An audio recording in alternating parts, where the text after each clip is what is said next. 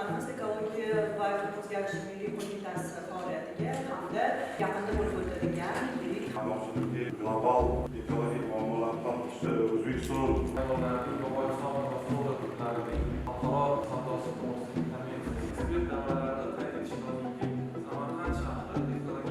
Samarqand shahrida ikkita tadbir bo'lib o'tadi. Global ekologik fond tadbiri hamda Expo Mart. O'tgan tadbirda 7 million qizlar shu tadbirda davlatdan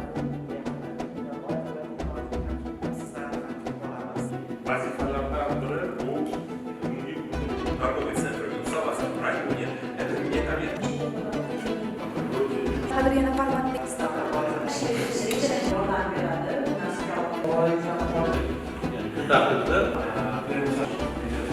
aynan Markaziy Osiyo mintaqasiga bag'ishli kadrlarni tayyorlab berishida aynan